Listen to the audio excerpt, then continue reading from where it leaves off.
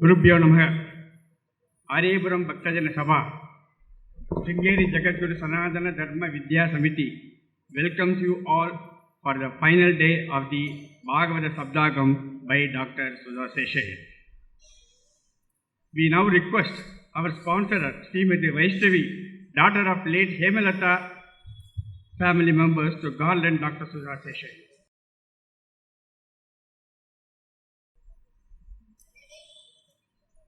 We would like to thank here Mr. Vijayan, who did a video on all the days of this program. I am request Mr. Vijayan kindly post the remaining part as well as and when it is ready.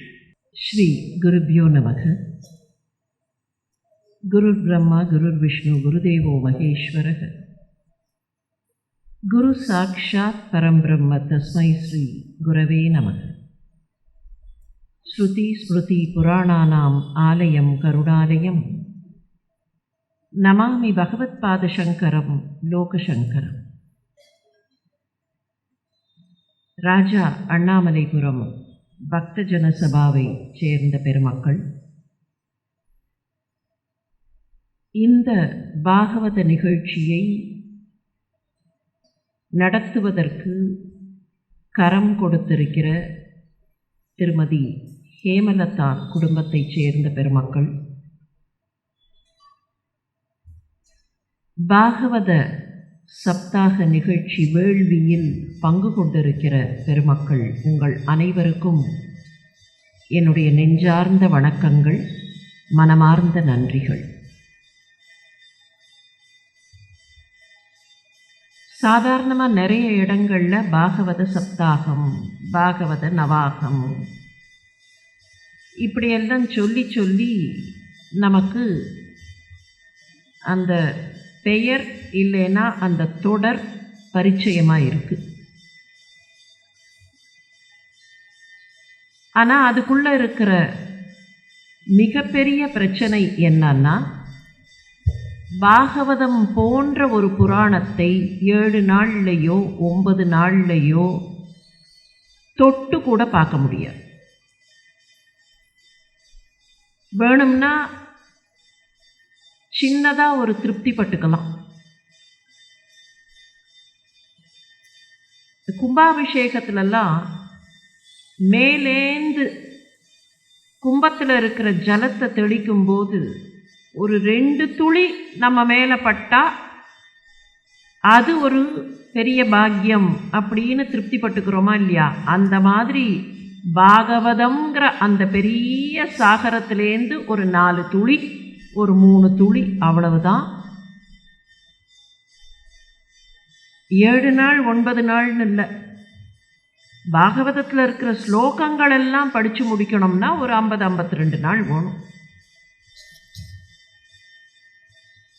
ஆனால் அதில் இருக்கிற முழுசாக சொல்லப்படுற விஷயங்கள் எல்லாம் தெரிந்து கொள்ள வேண்டும், புரிந்து கொள்ள வேண்டும்னா அதுக்கு இன்னமும் காலம் கூடும். அதை கூட முழுசாக புரிஞ்சுப்போமா அப்படின்னா எத்தனை ஜென்மங்கள் எடுத்தாலும் அத்தனை ஜென்மங்களுக்கும் வேணுங்கிற ஞானத்தை வழங்கக்கூடிய புராணம் பாகவதம்.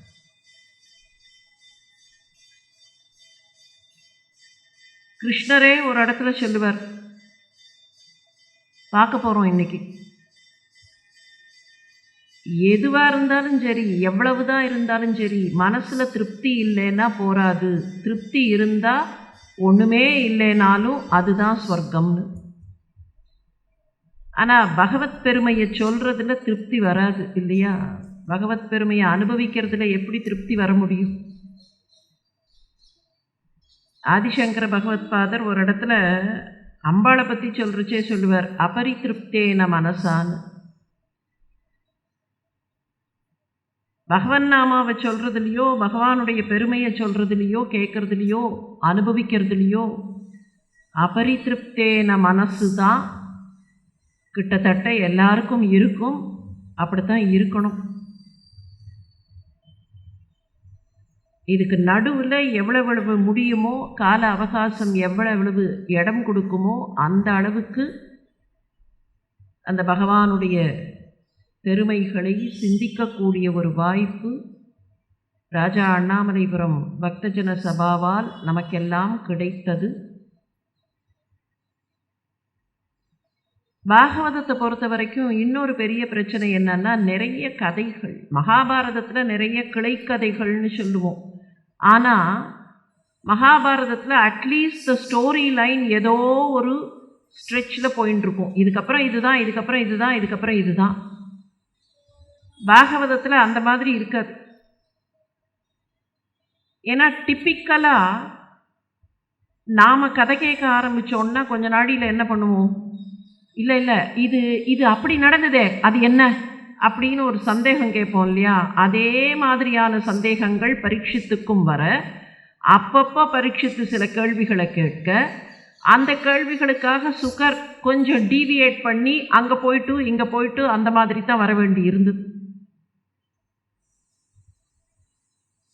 அதனால் எவ்வளவு முடிந்ததோ அவ்வளவு தூரத்திற்கு பரவாயில்ல,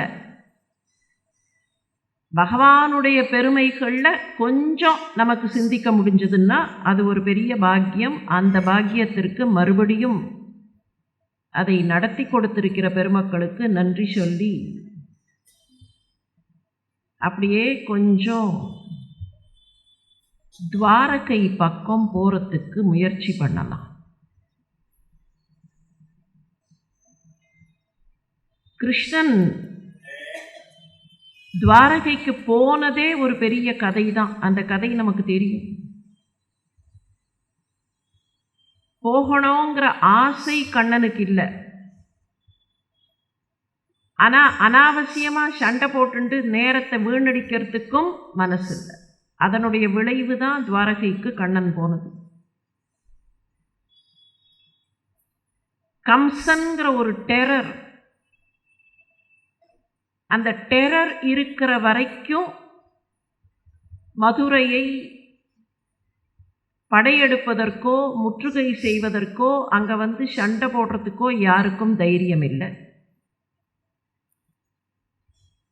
ஆனால் அந்த கம்சன் இல்லைங்கிற நிலைமையில் பிரச்சனைகள் வரத் தொடங்கின. திரும்ப திரும்ப திரும்ப திரும்ப ஒருத்த மாத்திரம் வந்துட்டே இருந்தான். 23 அக்ஷௌணி சைன்யம் அவங்கிட்ட. குருக்ஷேத்திர போர்க்களத்தில் மொத்தம் இருந்த அக்ஷௌணிகளே 18 தான்.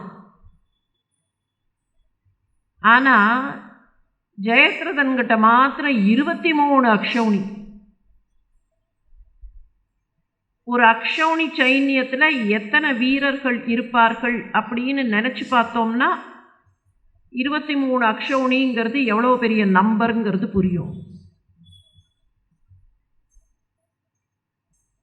துரியோதனனும் அர்ஜுனனும் வந்தபோது கிருஷ்ணன் சாய்ஸ் கொடுத்தானே, அந்த சாய்ஸ்லேயே ஒரு பக்கத்தில் ஆயுதம் எடுக்காத கிருஷ்ணன், இன்னொரு பக்கத்தில் ஒரு அக்ஷௌணி சைன்யம். யூ மே சூஸ், அதுதான் கிருஷ்ணன் கொடுத்த ஆப்ஷன். அந்த சாய்ஸில் அர்ஜுனன் எனக்கு அக்ஷௌணிலாம் வேண்டாம், எனக்கு கிருஷ்ணன் மாத்திரம் போரும் அப்படின்னு அவன் சூஸ் பண்ணான். துரியோதனனுக்கு அப்போவே மனசுக்குள்ள ஒரு பெரிய சந்தோஷம். அர்ஜுனன் கிறுக்கு, சின்ன வயசுலேருந்தே இது கிறுக்கு தான், இதுக்கு ஒன்றும் தெரியாது. பாரு, ஒத்த கிருஷ்ண மாடு மேய்க்கிற கிருஷ்ணனை மாத்திரம் போருன்னுட்டான். ஒரு அக்ஷௌணி சைன்யம் எனக்கல்லவா அப்படின்னு ரொம்ப பெருமிதமாக போனான். போர் ஆரம்பிக்கிறச்சே அவங்கிட்ட இருந்தது 11 அக்ஷௌணி. அந்த 11 அக்ஷௌணியில் ஒரு அக்ஷௌணி கிருஷ்ணனோடது. ஒரு அக்ஷௌணி சைன்யம்னா எவ்வளவுது? 21,670 யானைகள், 21,670 தேர்கள். இந்த நம்பரை மாதிரி 3 மடங்கு குதிரைகள், இந்த நம்பரை மாதிரி 5 மடங்கு காலாட்படை. நீங்கள் கணக்கு போட்டுக்கொள்ளுங்கள். 21,670 is the base number. That many elephants, that many chariots. இப்போது யானை மேலே ஒரு வீரன் இருக்கணும்னா அந்த யானையை நடத்தின்னு போகிறதுக்கு அதை செலுத்துவதற்கு ஒருத்தன் இருக்கணும். யானை மேலே ஏறி நின்று அவனே சண்டை போட முடியாது. குதிரை வீரன் அவனே டைரெக்டாக சண்டை போட முடியும், யானை மேலே இருக்கிறவன் பண்ண முடியாது. அப்போ எவ்வளவு வீரர்கள் இருப்பார்கள்.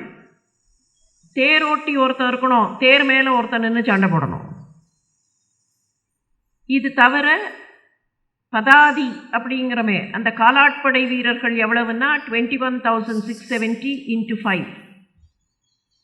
இந்த கணக்கு போட்டு பார்த்தோம்னா கிட்டத்தட்ட 2 லட்சம் வீரர்கள் ஒரு அக்ஷௌனியில் இருப்பார்கள். On various responsibilities.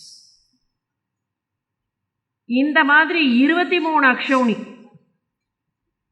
23 அக்ஷௌனியோட வந்து அப்பப்போ மதுரைக்கு துன்பம் கொடுத்தவன். சண்டை போடுறதுக்கு திராணி இல்லைன்னு அர்த்தம் இல்லை. இவங்கிட்ட சண்டை போட்டுட்டு இருந்தால் காலமெல்லாம் அதுலேயே நேரம் போயிடும், வேற ஒன்றும் பண்ண முடியாது, நல்ல விஷயங்களை பண்ண முடியாதுன்னு நினச்ச கிருஷ்ணன் தான் மதுரை மக்களை எல்லாம் அழைத்து கொண்டு மேற்கு கரையோரமாக போய்விடலாம்னு துவாரகைக்கு போனான். அவன் என்ன நினச்சிட்டான், போகிற வழியில் ஒரு முறை காட்டு நெருப்பு. சரி, நெருப்பில் இவர்களெல்லாம் அழிந்து போனார்கள், கிருஷ்ணனும் பலராமனும் அழிந்து போனான்னு அவன் நினச்சிட்டான். அதுக்கப்புறம்தான் அவனுக்கு தெரிய வந்தது அவர்கள் அழிந்து போகலை. அவர்கள் போய் அந்த நெருப்பை ஒரு முகாந்திரமாக வச்சு இந்த பக்கத்துலேருந்து அவன் விரட்டின்னு வராமல் இருக்கிறதுக்கு நெருப்பு இந்த பக்கம் இருக்க, அந்த பக்கம் போய் அவர்கள் துவீபத்தில் தங்களுடைய நகரத்தை நிர்மாணித்து கொண்டார்கள். இப்போ நாம் சந்திக்கிற நிலைமையில் கிருஷ்ணன் துவாரகையில் இருக்கிறான். இதற்கு இடையில் பலராமனுக்கு திருமணம் நடந்துவிட்டது. ஆனர்த்த நாடுன்னு ஒரு நாடு. ஆனர்த்த அதிபதி ஸ்ரீமான் ரைவதோ ரைவதீம் சுதாம் பிரதாப் பலாயேதி. பலராமனுக்கு தன்னுடைய மகளை ரைவதன் என்கிற அரசன், அதனால தான் அவளுக்கு ரேவதின்னு பேர். ரைவதக நாடு அப்படின்னு கூட சில இடங்கள்ல இருக்கும். ஆனர்த்த நாடு இல்லைன்னா ரைவதக நாடு. நம்ம நாட்டு முறையில் ஒன்று, தந்தையினுடைய பெயரை வைத்து அல்லது அந்த நாட்டினுடைய பெயரை வைத்து ஒரு பெண்ணை குறிப்பிடுவது. அந்த பெண்ணுக்கு எப்படி அடையாளம் சொல்லுவார்கள்னு சொன்னால், அப்பாவோட பேர் இல்லைன்னா நாட்டோட பேர். அந்த நாட்டிலிருந்து அவள் விரட்டி அடிக்கப்படுகிறாள்னு அர்த்தம் இல்லை. அந்த நாட்டு எங்கள் நாட்டு பெண், எங்கள் ஊரில் பிறந்த இந்த பெண் எங்கள் மண்ணுக்கு சொந்தமானவள். இவ கல்யாணமாகி இன்னொரு ஊருக்கு போனா கூட எங்களுடைய பெருமையை அங்கே நிலைநிறுத்துகிறாள்ங்கிற ஒரு லெஜிட்டிமேட் ப்ரைட்.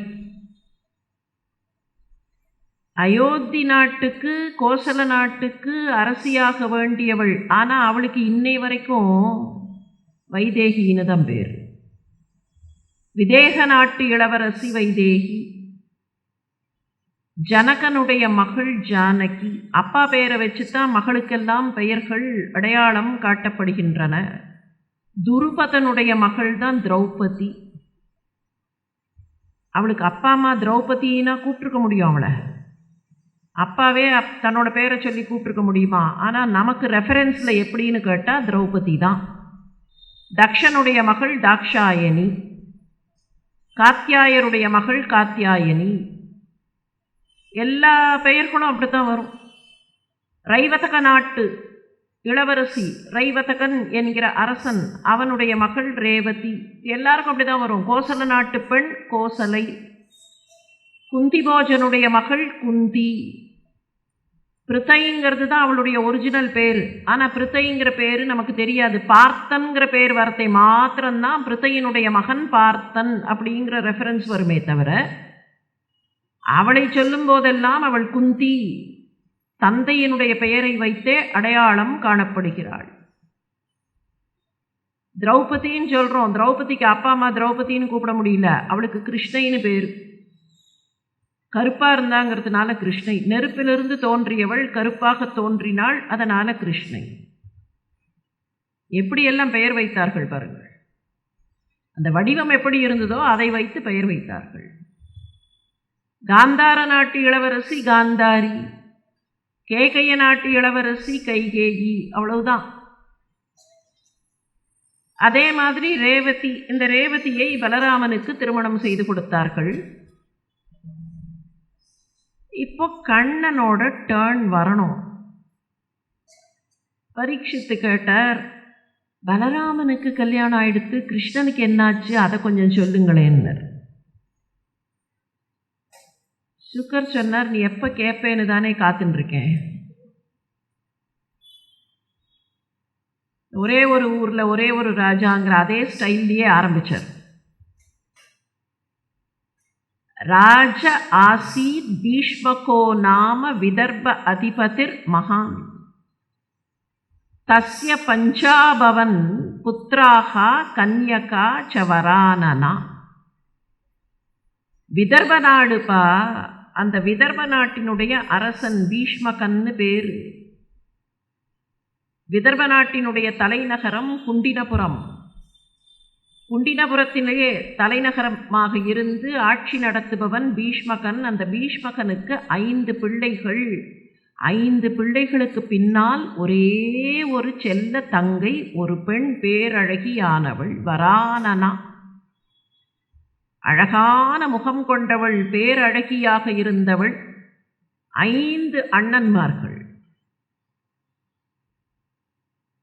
இந்த 5 அண்ணன்மார்களும் யாருன்னு கேட்டால், மூத்தவனுக்கு ருக்மின்னு பேர், அடுத்தவன் ருக்மரதன், ருக்மபாகு, ருக்மகேசன், ருக்மமாலி. இந்த 5 பிள்ளைகளுக்கு பின்னர் பேரழகியான ஒரு பெண், அவளுக்கு ருக்மிணின்னு பேர்.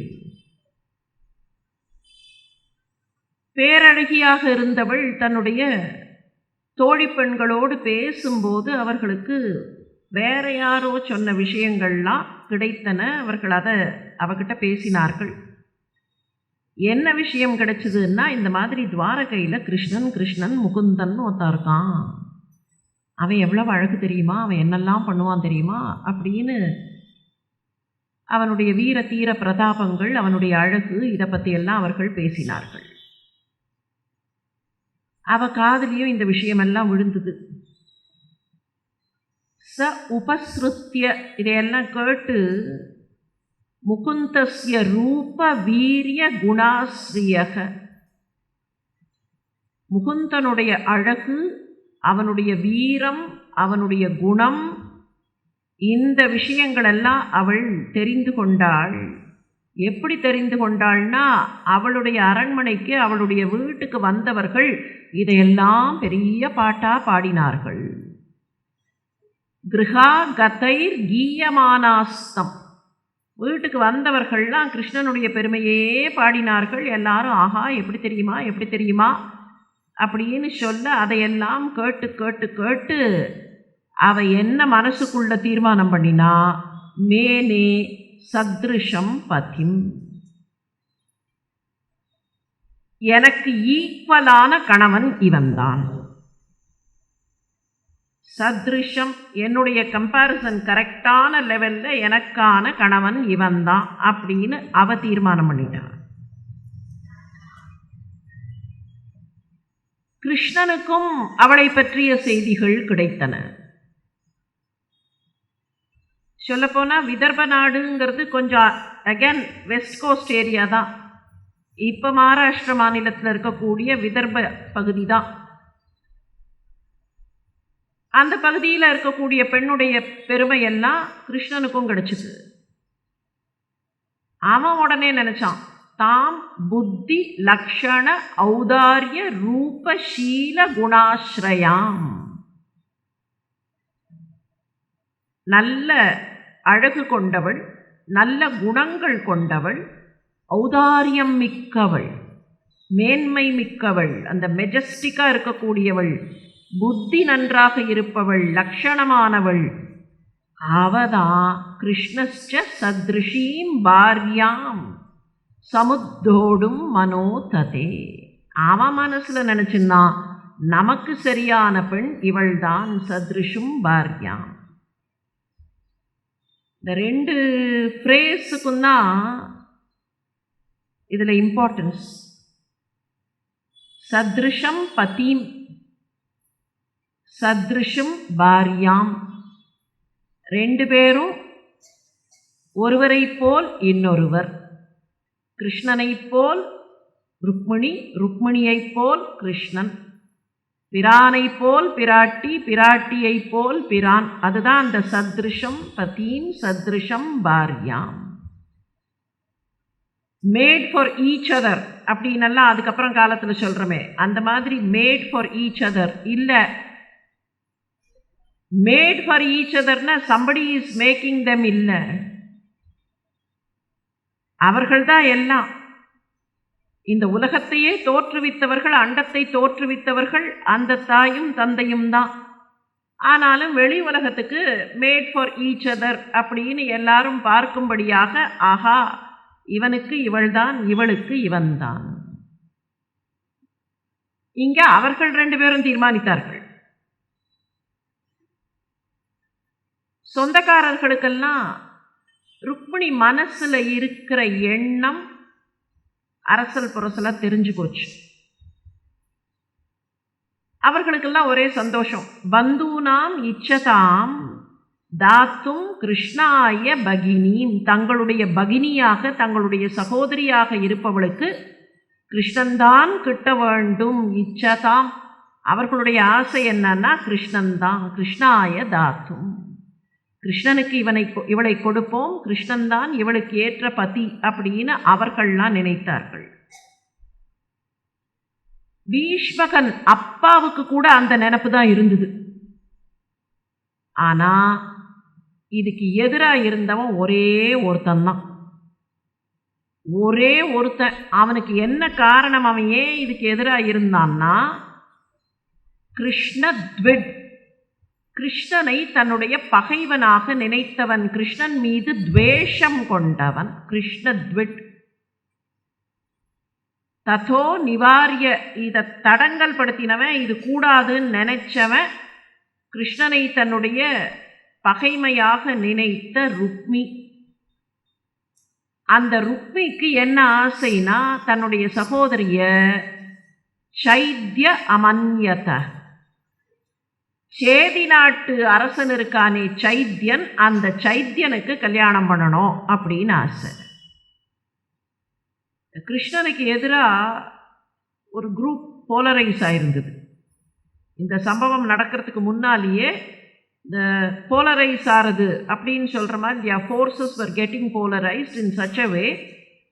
சிசுபாலனை சுற்றி ஒரு கூட்டம், சிசுபாலன், ஜெயத்ரதன், சால்வன், இவர்கள்லாம் ஒரு கூட்டம். இவர்கள்லாம் கிருஷ்ணனுக்கு எதிர். எப்போ சான்ஸ் கிடைக்கிறதோ அந்த கிருஷ்ணனை ஒழிச்சு கட்டணும் அப்படிங்கிற திட்டத்தில் இருந்தவர்கள்.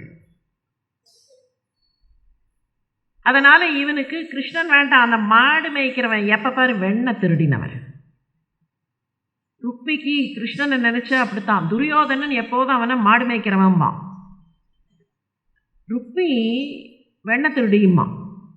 வெண்ணை திருடினான், போய் வெண்ணையை திருடினான், அது கூடவா கிடைக்கல இவனுக்கு அப்படின்னு அவனை எப்போதும் வெண்ணெய் திருடி என்று ஏசுபவன் ருக்மி. சரி, ருக்மி ஒருத்தன் தானே இதுக்கு அகேன்ஸ்டாக இருந்தான், மற்றவர்கள்லாம் சப்போர்ட் பண்ணியிருக்கலாமேன்னா பிரச்சனை. பீஷ்மகன் ருக்மிக்கு பயந்தான்.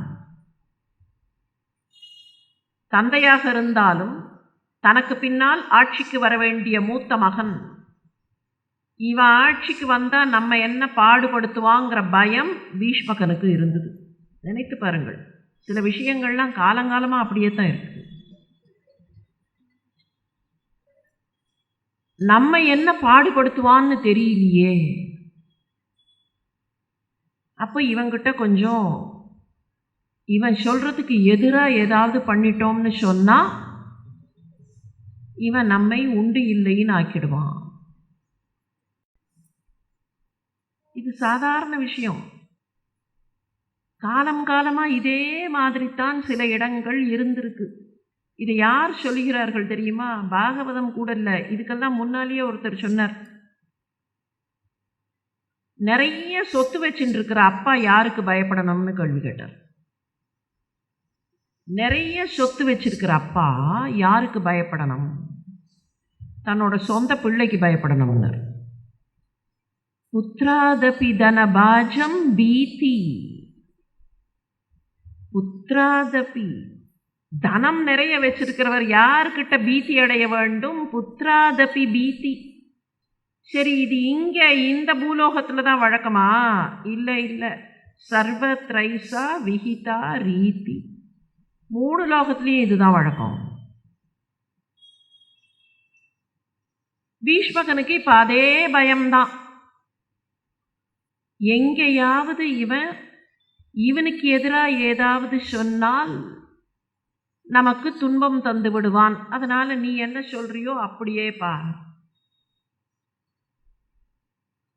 தன்னுடைய அண்ணன் தனக்கு எதிராக தன் மனசில் இருப்பவனை தனக்கு மணாளன் ஆக்காமல் இன்னொருவனுக்கு மனைவியாக்க வேண்டும் தன்னை என்று நினைக்கிறான் என்பது ருக்மிணிக்கு புரிஞ்சுடுத்து.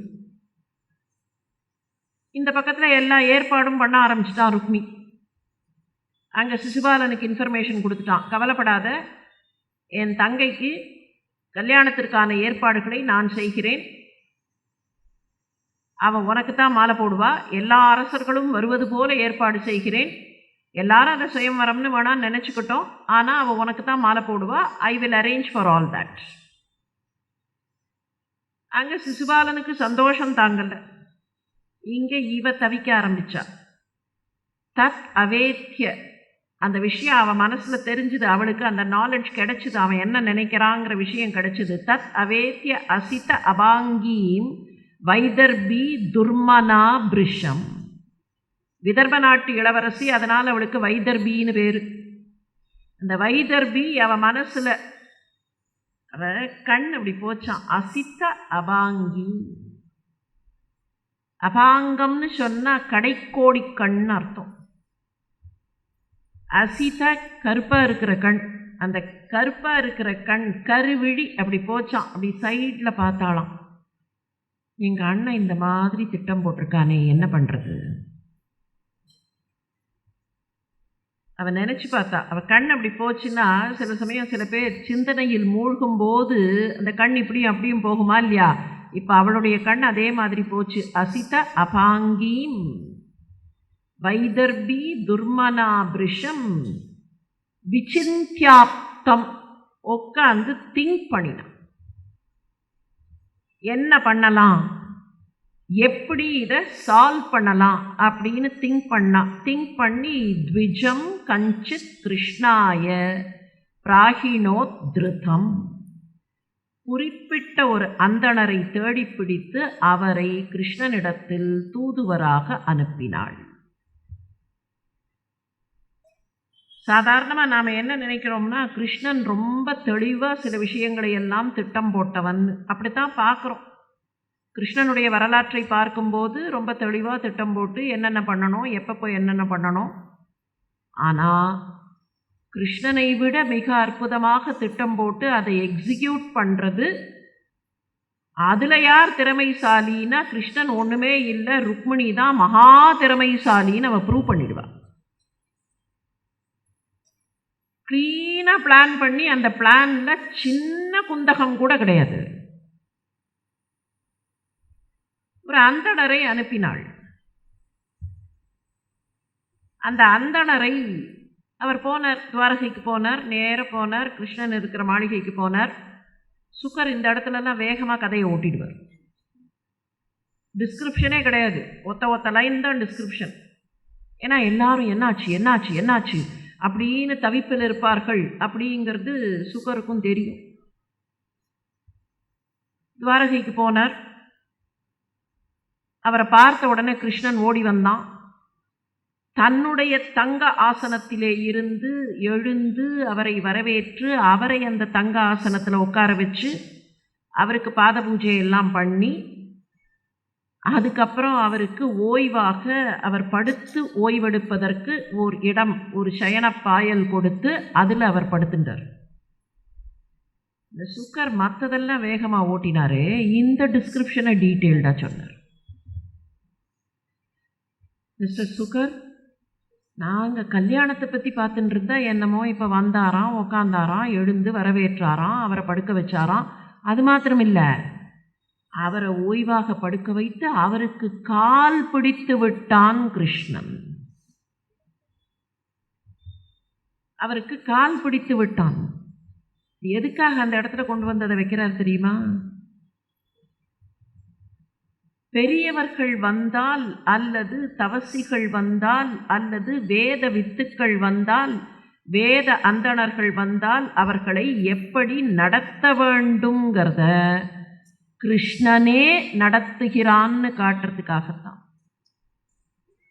இந்த புராணங்கள் கதைகள் எல்லாம் பார்க்கறச்சே இன்னைய பெர்ஸ்பெக்டிவில் பார்க்கும்போது சில சமயத்தில் நமக்கு கொஞ்சம் போர் அடிக்கிற மாதிரி இருக்கும். இந்த டெக்ஸ்ட்டை எடுத்து வச்சுன்னு பார்த்தோம்னா சில இடங்களில் it will be a little boring. The reason conversations will be very long.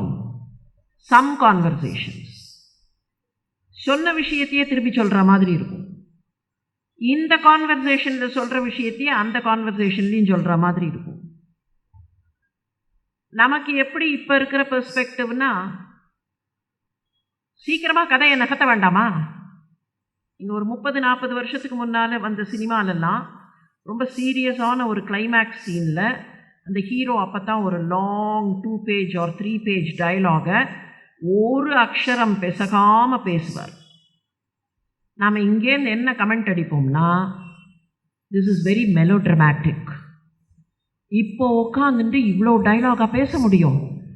அதுவும் அடிபட்ட சமயத்தில் அப்படியே கையை பிடிச்சுண்டு ரத்தம் கொட்ட கொட்ட பேசுகிறாரே, இது நியாயமா? This is not realistic அப்படிமோ.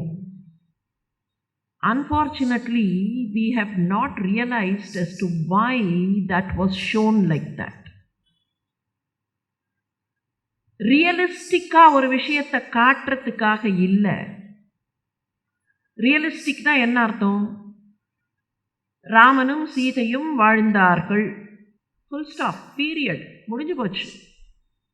வாழ்ந்தார்கள், so what? There were thousands of Ramas and there were thousands of Sitas, so what? எத்தனையோ பேர் வாழ்ந்தார்கள், எல்லாருடைய பேரும் தெரியுமா? வந்தவரெல்லாம் தங்கிவிட்டால் இங்கு வாழும் இடமேது, சென்றவனை கேட்டால் வந்துவிடு என்பான், வந்தவனை கேட்டால் சென்று விடு என்பான். இந்த பூமி தாங்குமா? அப்போ ஏதோ ஒரு ராமன், ஏதோ ஒரு சீதை அப்படி இல்லை. கதை அப்படின்னு எடுத்துனோன்னா, ரியலிஸ்டிக்காக கதை இருக்கணும்னா எத்தனையோ பேர் வாழ்கிறார்கள், அவரவர்கள் வாழ்க்கையில் துன்பங்கள் வருகின்றன, எல்லாருடைய வாழ்க்கையிலையும் ஏதாவது ஒரு பிரச்சனை வரும். காட்டுக்கு போகணுங்கிற அவசியம் இல்லை, ஏதோ ஒரு பிரச்சனை வரும், ஏதோ ஒரு சிக்கலை சந்திப்பார்கள், அந்த சிக்கலை அனுபவிப்பார்கள். தீர்ப்பார்கள்ங்கிறத விட அனுபவிப்பார்கள். They have to go through the process. Fine, it is the mill, அவ்வளோதான். அவர்கள் வாழ்ந்தார்கள் அப்படின்னு தெரிஞ்சுக்கிறதுக்கு அந்த கதை ரியலிஸ்டிக்னு பார்த்தோம்னா அதுதான். அவர்கள் வாழ்ந்தார்கள், அவர்கள் வாழ்ந்தார்கள், செய்தார்கள், முடிஞ்சு போச்சு. அதில் என்ன இம்பார்ட்டன்ஸ் இருக்குது? அதில் எனக்கு என்ன ரெலவன்ஸ் இருக்குது? அதில் எனக்கு என்ன ரெலவன்ஸ் இருக்குது? அவர்கள் வாழ்ந்தார்கள். ஆனால் அவர்கள் வாழ்ந்ததில் இதையெல்லாம் நீங்கள் கற்றுக்கொள்ள வேண்டும்னு சொல்லணும்னா குரூஷியல் பாயிண்டில் நிறுத்தி தீஸ் ஆர் த திங்ஸ் அப்படின்னு டிரான்ஸ்மிட் பண்ண வேண்டிய ஒரு அவசியம் உண்டு. அதை நம்ம வேற கண்ணாடியில் பார்த்தபோது அதை மெலோட்ரமேட்டிக் அப்படின்னு சொல்லிட்டோமே தவிர, dramaturgy is necessary only to transmit certain pieces of information. அதனால தான் சில இடங்களில் கொஞ்சம் லாங்காக சுகர் ஏன் தெரிஞ்சுதான் சில இடங்களில் இங்கே என்னத்துக்கு இந்த டிஸ்கிரிப்ஷன்? ருக்மிணி நினைத்தாள், ஒரே ஸ்லோகத்தில் முடிஞ்சு போச்சு. கிருஷ்ணனை பற்றி கேள்விப்பட்டவள், ரூப குண வீரியம் இதெல்லாம் எனக்கு சரியாக இருக்கும், சத்ருஷிம் பதி நினைச்சா, கிருஷ்ணன் நினைச்சான் சத்ருஷிம் பாரியா, அவ்வளவுதான். அங்கே அதுக்கு மேலே டிஸ்கிரிப்ஷனே இல்லை. ஆனால் அந்தணர் வந்தார், நின்னார், நடந்தார், உட்கார்ந்தார். அவர் தங்க ஆசனத்திலேருந்து எழுந்து வந்து அவரை வரவேற்றார். திருப்பி கொண்டு போய் அதே ஆசனத்தில் அவரை உட்கார வச்சார். மறுபடியும் அவர் விஸ்ராந்தியாக படுத்துக்கிறதுக்காக இன்னொரு பாயலை கொடுத்தார். அதில் அவர் படுத்துக்கொண்ட போது இவர் கால் பிடித்து விட்டார். இவ்வளவும் எதுக்காகன்னா, த ரெலவென்ஸ் இஸ் பெரியவர்களை எப்படி நடத்த வேண்டும். அவர்கள் தெரிந்தவர்கள் தெரியாதவர்கள்லாம் இல்லை, ஸ்ட்ரேஞ்சர் தான் இந்த அந்தணர். அப்போ அவர்களை எப்படி நடத்த வேண்டும்? சரி, காலை பிடிச்சு விட்டுண்டே கிருஷ்ணன் கேள்வி கேட்க ஆரம்பித்தான். கஷ்டித் த்விஜவர சிரேஷ்ட, த்விஜவர சிரேஷ்ட, இருபிறப்பாளரே, நீங்கள் நன்றாக இருக்கிறீர்களா? ரொம்ப சந்தோஷம் நீங்கள் இங்கே வந்தது. தர்மஸ்தே விருத்த சம்மதக வர்த்ததே, நீங்கள் செய்கிற தர்மங்கள், வேத அத்தியனம் பண்ணுகிறீர்கள், வேத உச்சாடனம் பண்ணுகிறீர்கள், அந்தணராக இருக்கிறீர்கள். நீங்கள் செய்கிற தர்மங்கள் தர்மஸ்தே விருத்த சம்மதக வர்த்ததே, விருத்த முன்னால வாழ்ந்தவர்கள் பெரியவர்களெல்லாம் சொன்ன வகையில் நீங்கள் தர்மங்களை செய்து கொண்டு இருக்கிறீர்களா? தர்மங்களை செய்து கொண்டிருக்கிறீர்களா மாத்திரமில்ல, பெரியவர்கள் சொன்ன வகையில், முன்னால் வாழ்ந்தவர்கள் சொன்ன வகையில் மேலையார் செய்வனகள், அவர்கள் சொன்ன வகையில் வேத விதிப்படி செய்து கொண்டிருக்கிறீர்களா? அப்படி செய்து கொண்டிருக்கிறீர்களான்னு கேட்டதில் ஒரு சின்ன எக்ஸ்ட்ரா சென்டென்ஸ், ஹாஃப் சென்டென்ஸ் என்ன தெரியுமா? ந அதி கிருச்சேன, ரொம்ப கஷ்டம் இல்லாமல் செய்து கொண்டிருக்கிறீர்களா? அப்படின்னா என்ன அர்த்தம்? சின்ன சின்ன கஷ்டங்கள் வரலாம், சின்ன சின்ன சிக்கல்கள் வரலாம், அதோடத்தான் இதெல்லாம் நடந்துட்டு இருக்கணும். அதனால் அப்படியே எல்லாம் ஒரு பெட் ஆஃப் ரோசஸாக இருக்கும்னு எதிர்பார்க்காதீர்கள். சின்ன முள்ளு குத்தினா பரவாயில்ல, ரொம்ப பெரிய முள்ளு குத்தாமல் இருக்கா? நான் அதிகிருச்சேன, ரொம்ப பெரிய கஷ்டம் இல்லாமல் நீங்கள் தர்மங்களை எல்லாம் செய்து கொண்டிருக்கிறீர்களா? இதுக்கு அப்புறம் ஒரு கேள்வி கேட்டான். சந்துஷ்ட மனசக சதா, உங்கள் மனசில் சந்துஷ்டி இருக்கா? உங்கள் மனசில் திருப்தி இருக்கா? இதுக்கு அடுத்த ஸ்டேட்மெண்ட் ஆரம்பித்தோம். இந்த கேள்வியை கேட்டுட்டு அவர் இன்னும் பதிலே சொல்லலை. அதுக்குள்ளே அவர் மனசை பார்த்தா, அவர் முகத்தை பார்த்தாலே தெரியறது அவர் திருப்தியாக இருக்காருங்கிறது. இப்போ அடுத்த ஸ்டேட்மெண்ட் சொன்னான். அசந்துஷ்டோ அசக்ருத் லோகான் ஆப்னோதி அபி சுரேஸ்வரக. சுரேஸ்வரன் யாரு? சுரர்களுக்கு தலைவனாக இருக்கிற தேவேந்திரன். அந்த தேவேந்திரனுக்கு எல்லாம் கிடைச்சிட்டா கூட தேவேந்திரனுக்கு கிடைக்காத விஷயமா இல்லையா? தேவலோகத்தில் இல்லாத விஷயமா? பூலோகத்தில் கல்பக மரம்னு ஒன்று காணும். அது எங்கே போய் உட்காந்துட்டு இருக்குன்னா தேவலோகத்தில். ஆதிசங்கரர் கிண்டல் பண்ணுவார். இந்த கல்பக விருட்சத்துக்கு தெரியவே இல்லை, அது என்னமோ கேட்டதெல்லாம் கொடுக்குமா. எங்கே போயிருக்கு? தேவலோகத்தில் போய். அங்கே யாராவது ஏதாவது கேட்க போகிறார்களா? அங்கே போய் இருந்தால் கேட்டதெல்லாம் கொடுக்குங்கிறதுல என்ன? அது ஒரு ஆக்சிமோரான் மாதிரி, ஒரு முரண் தொடையாக தெரியலையாம்பர். அங்கே போய் காமதேனு அங்கே உட்காந்துட்டு இருக்கு, கல்பக விருட்சம் அங்கே தான் இருக்குது. அதில் ஒன்றாவது இங்கே இருக்கக்கூடாதா? தேவலோகத்தில் எல்லாம் கிடைத்து விட்ட இந்திரன், தேவேந்திரன், ஆப்னோதி அபி சுரேஸ்வரக அசந்துஷ்டோ, ஒருவேளை அவனுக்கு மனசில் திருப்தி வரல, இதெல்லாம் கிடைச்சதுக்கப்புறம் கூட திருப்தி வரலன்னா அவன் என்ன பண்ணுவான் தெரியுமா? அசக்ருத் லோகான், திரும்ப திரும்ப திரும்ப திரும்ப ஒவ்வொரு லோகத்துக்கா அவங்ககிட்ட ஒருவேளை 17-14 லோகத்தையும் அவங்ககிட்ட கொடுத்தாச்சுன்னு வச்சுப்போம். அவனுக்கு திருப்தி இல்லைன்னா இந்த லோகத்துலேருந்து அங்கே போவான், அந்த லோகத்துலேருந்து இங்கே போவான். இவ்வளோதானா இவ்வளோதானா இவ்வளோதானா இவ்வளோதானா அப்படின்னு பார்த்துட்டு சுற்றிகிட்டே இருப்பான். ஆனால் அகிஞ்சனோ அபி சந்துஷ்டக, அகிஞ்சனோ சின்ன ஒன்று கூட இல்லாத ஒருத்தன் இருக்கானே, அவங்கிட்ட மாத்திரம் திருப்தின்னு ஒன்று இருந்துருத்துனா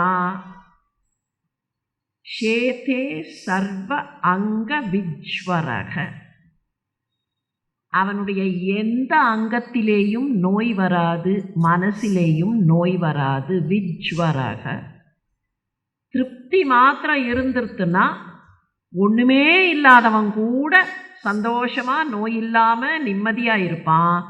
திருப்தி இல்லைன்னா ஆனானப்பட்ட தேவேந்திரன் கூட நிம்மதியாக இருக்க மாட்டான். ரெஸ்ட்லெஸ்ஸாக இங்கேருந்து அங்கே அங்கேருந்து இங்கேன்னு சுற்றிகிட்டே இருப்பான்.